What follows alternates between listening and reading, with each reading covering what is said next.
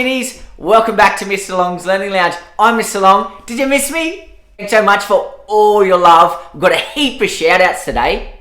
Shout outs this week go to Camden Carlson and his one yellow class at Burpengary Meadows State School. Hope I said that right, mate. We've got Mrs. Burgess class in Year 5 at Norfolk Village State School, and we've got Mrs. Mirandilla's Prep C class at Pimpama State School.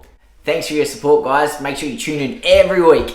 Remember, kids, if you would like a shout out, don't forget to head on over my socials and lay down a comment of who you are, what class you're from, and what school you're from. Don't forget to subscribe. To all those people that took part in my Instagram clues, today's book, we've got a bit of magic. What? Where'd I go? Must be something to do with the book I have today. And it ain't Harry Potter. I suppose I'll have to come back. Otherwise, who's going to read a book to you guys? Ooh, I'm back with Possum Magic. And this is written by the Australian author Mem Fox and Julie Vivas. Australian classic. Once upon a time, but not very long ago, deep in the Australian bush lived two possums. Their names were Hush and Grandma Poss. Grandma Poss made bush magic. She made wombats blue and kookaburras pink. She made dingoes smile and emus shrink. But the best magic of all was the magic that made Hush invisible.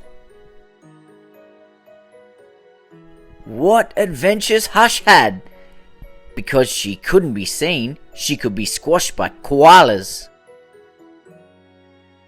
Because she couldn't be seen, she could slide down kangaroos. Because she couldn't be seen, she was safe from snakes, which is why Grandma Poss had made her invisible in the first place.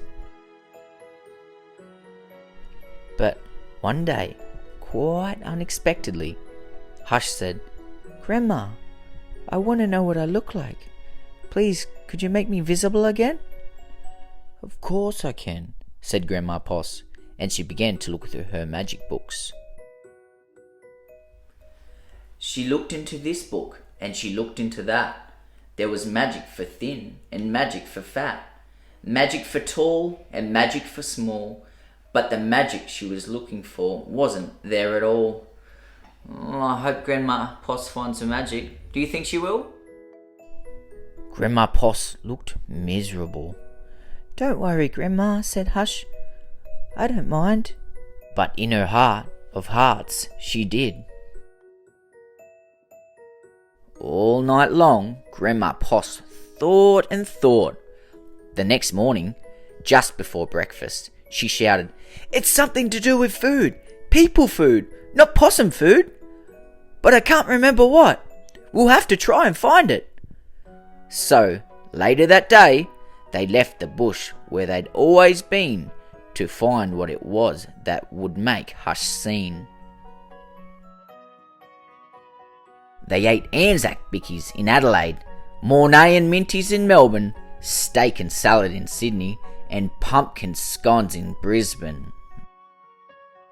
It was there, in the far north of Australia, that they found a Vegemite sandwich. Grandma Poss crossed her claws and crossed her feet. Hush breathed deeply and began to eat. "A tail! A tail!" shouted both possums at once. For there it was, a brand new visible tail. There's much that a Vegemite sandwich can't fix. Later, on a beach in Perth, they ate a piece of pavlova. Hush's legs appeared. So did her body. "You look wonderful, you precious possum," said Grandma Poss. "Next stop, Tasmania." And over the sea they went. In Hobart, late one night, in the kitchens of the casino, they saw a lemington on a plate. Hush closed her eyes and nibbled. Grandma Poss held her breath and waited. "It's worked! It's worked!" she cried. And she was right. Hush could be seen from head to tail. Grandma Poss hugged Hush, and they both danced, "Here we go round the lemington plate," till the early morning. From that time onwards, Hush was visible. But once a year, on her birthday, she and Grandma Poss ate a Vegemite sandwich, a piece of pavlova, and a half a Leamington, just to make sure that Hush stayed visible forever. And she did. Enough of that book by Mem Fox. Such a powerful message that at the end of the day, don't give up. It's so important to just keep going no matter what happens. And on a side note, to all parents and teachers out there, I bet you all can relate. There's always a possum in the roof in Australia, isn't there? I hope you enjoyed that story, guys. Kids, if no one will read your book at home, I will. Catch you later, alligator.